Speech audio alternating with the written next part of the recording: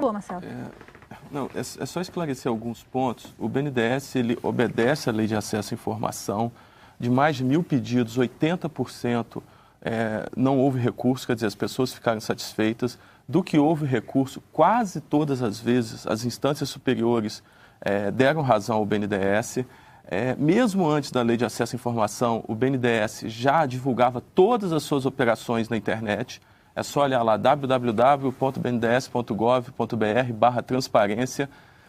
Todas as operações que o banco fez estão disponíveis. É o único banco brasileiro que faz essa disponibilização. Ele presta contas a todos os órgãos de controle, Ministério Público Federal, AGU, CGU, TCU, CVM, quando é mercado de capitais. E a prova de que o banco cuida bem do dinheiro público é que a sua taxa de inadimplência ela é muito baixa.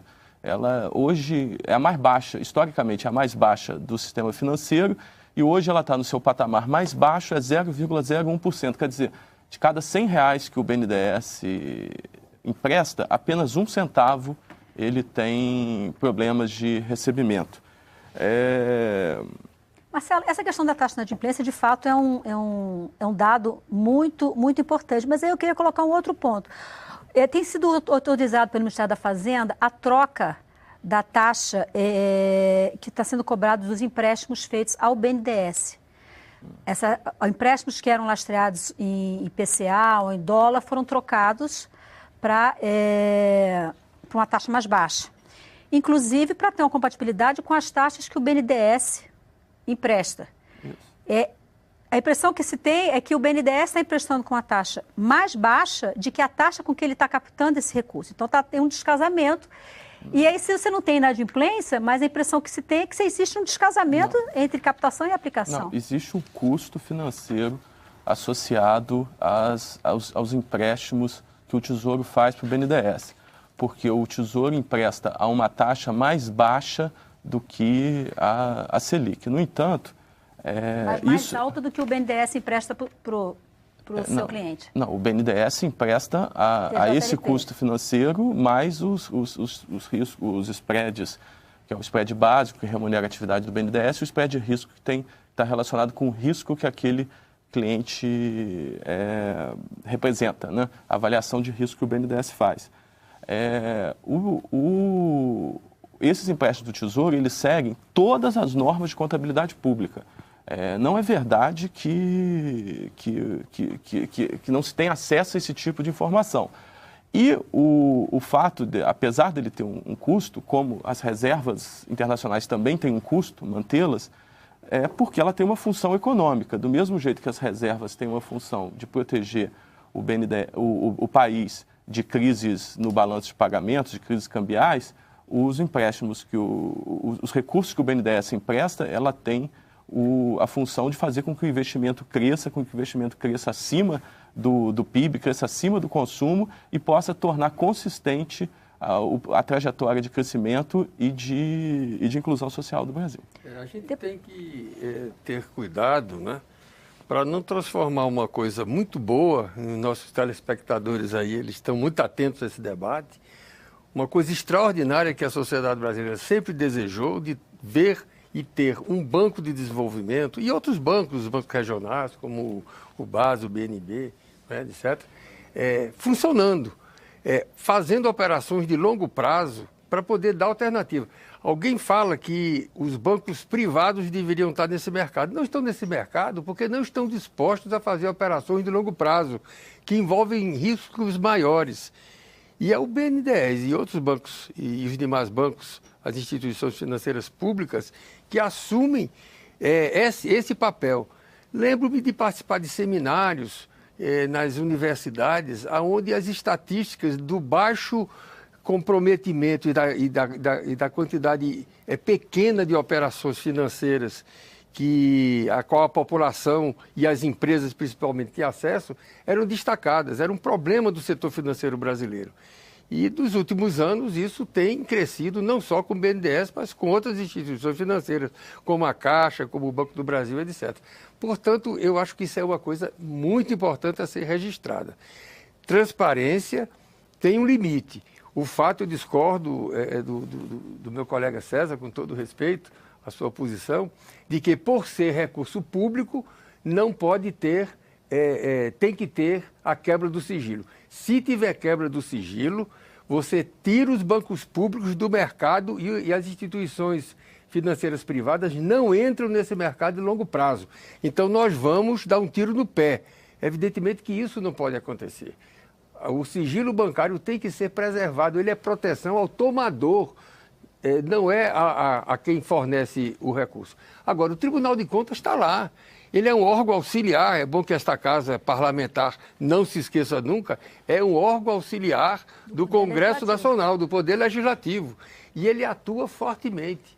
Se houve alguma negativa do BNDES, que eu não conheço, a dar uma informação ao Tribunal de Contas no marco da lei, errou o BNDES. E esse ponto específico, evidentemente, tem que ser enfrentado e removido. Mas que eu não conheço. Se isso acontece, não deveria ter acontecido. Se isso aconteceu, não deveria ter acontecido. Mas não vamos agora tratar uma doença com outro remédio que vai matar o paciente, que é o tal sigilo bancário. Deputado César Conago, eu queria... acrescentar uma pequena coisa, que é o seguinte: tudo o que o BNDES só não divulga aquilo que ele está proibido por lei, tá? A lei do sigilo bancário, ela protege as empresas de ter suas informações, dados de balanço, se não são empresas abertas, a classificação de risco e outras informações que são das empresas.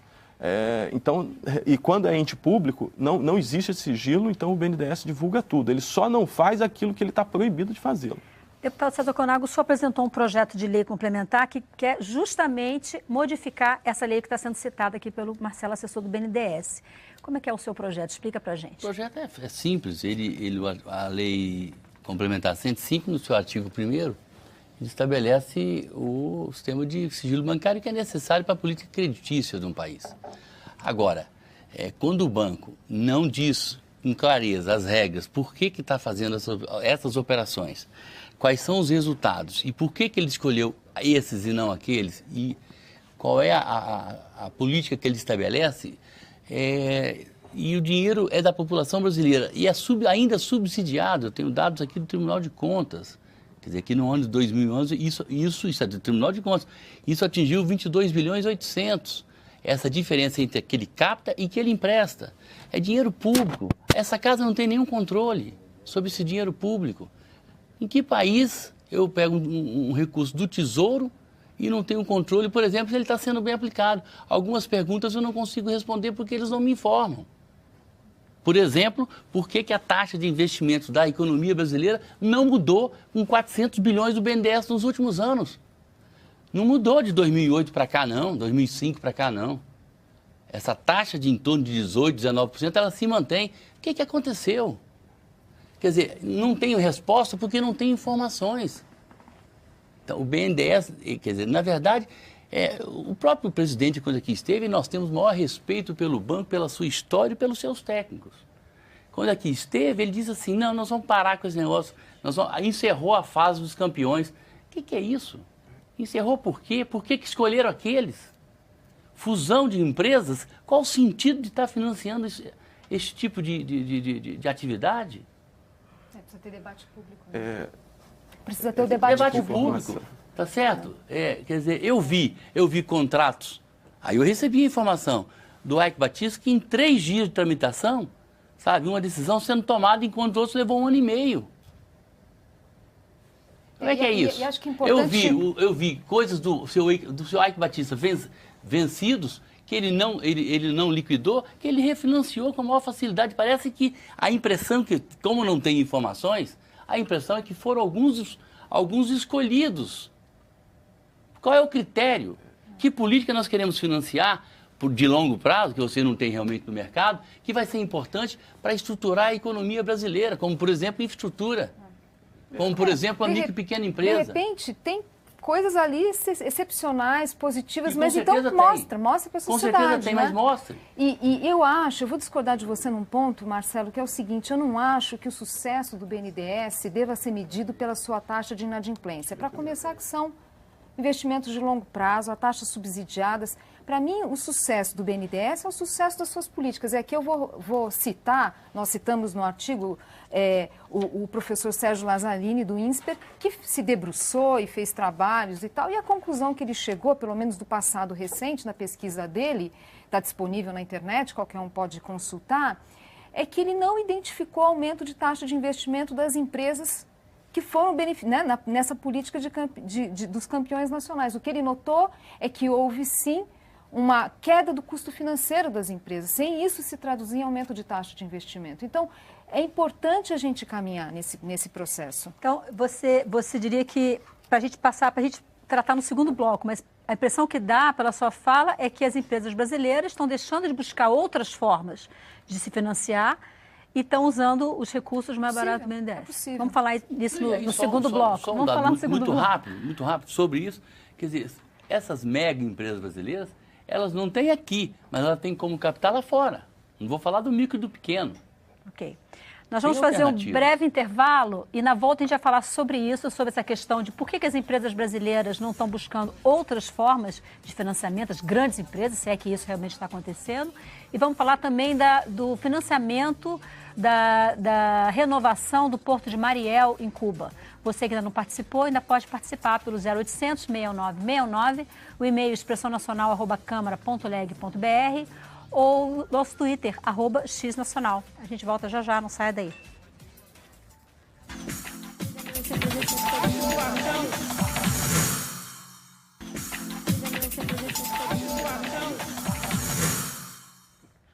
Olá, o Expressão Nacional está de volta na TV Câmara e também na nossa página na internet. Hoje nós estamos falando sobre os empréstimos realizados pelo BNDES e seu impacto para a economia e o equilíbrio fiscal brasileiro. Zena Latif, nós fechamos o bloco anterior falando sobre a questão do financiamento das grandes empresas, né? Que foi comentado que as outras empresas recorrem muito ao BNDES.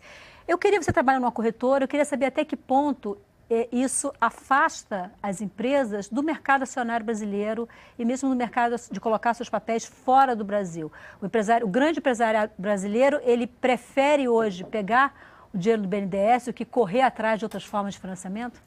Olha, não dá para dar uma resposta super precisa para você. Eu posso falar da minha experiência de economista, de mercado financeiro, enfim, por muitos anos já. Como economista de banco e meu contato com clientes lá fora, um relato que eu ouvia com muita frequência era: não, nós temos uma operação no Brasil, nós poderíamos fazer uma captação aqui externa, mas é claro que a gente vai pegar recurso do BNDES. Eu vou ser bem honesta com você, ali como cidadã eu ficava entristecida, porque eu sabia que era uma empresa que conseguia captar recursos externamente. Eu confesso que eu ficava incomodada.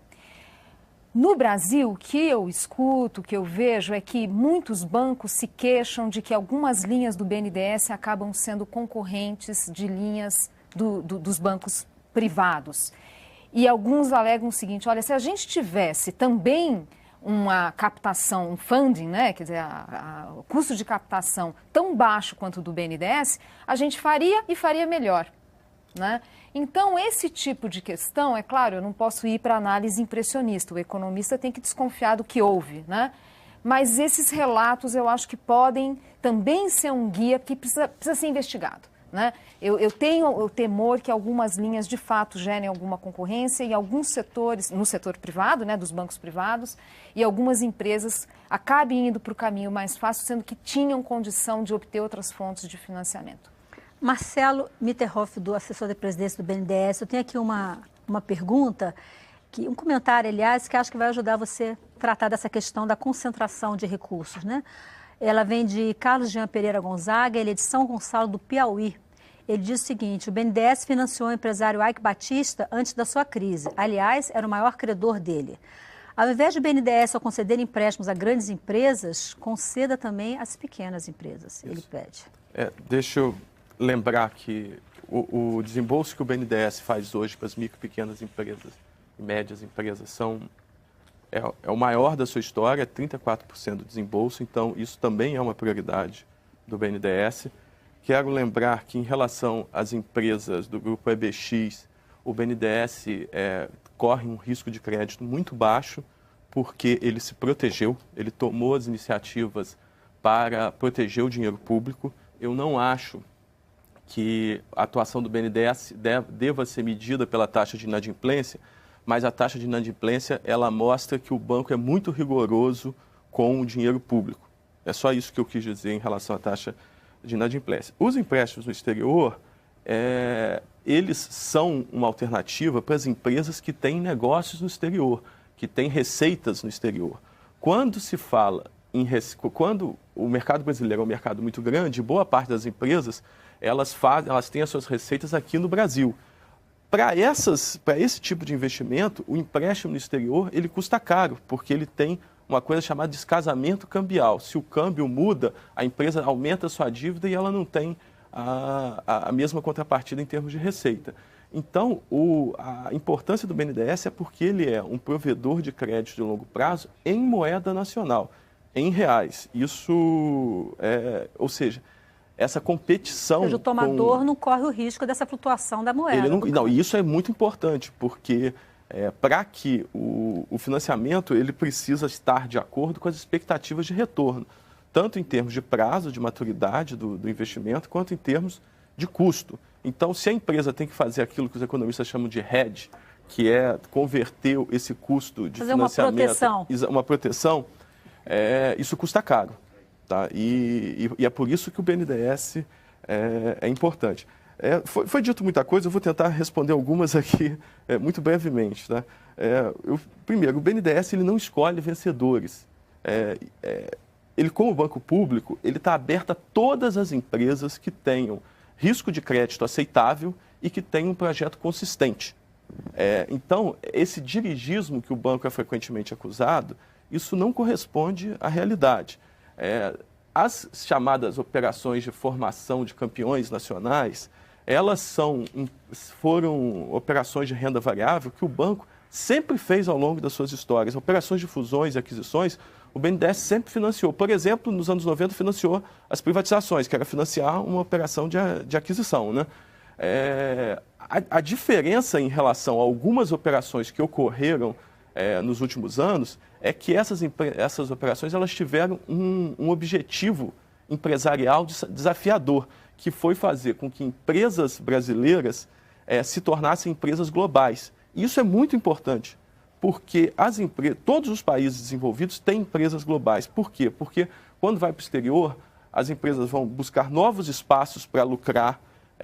Para fazer isso, para entrar em mercados muito dinâmicos, como os Estados Unidos, como a China, o melhor jeito de fazer isso, o jeito mais rápido, é fazendo aquisições. A crise de 2008, ela é a maior crise do capitalismo em 80 anos, então ela fez com que algumas empresas no exterior e no Brasil tivessem em situação delicada. Isso criou uma oportunidade para que alguns empresários brasileiros buscassem o apoio do BNDES, buscassem a avaliação do BNDES para adquirir essas empresas, para fazer tanto fusões aqui internamente, quanto fazer compras no exterior. Então, a imprensa tem dito muitas vezes que o presidente Luciano Coutinho teria dito que não vai mais fazer esse tipo de operação, e o que ele quis dizer foi só que houve oportunidades, e essas oportunidades elas foram atendidas na medida do que foi possível, que o mercado procurou o BNDES. Não seria o cenário de agora. E não é o cenário de agora, mas se houver outras oportunidades e elas forem razoáveis, se elas tiverem perspectiva de rentabilidade, o BNDES certamente avaliará. E a prova disso é que a BNDESPAR, que é a empresa do BNDES que faz operações de renda variável no mercado de ações, ela é extremamente rentável. Né? Ela gera recursos para o resto do banco. Ela não toma recursos do resto do banco. Ela se financia com o seu próprio retorno.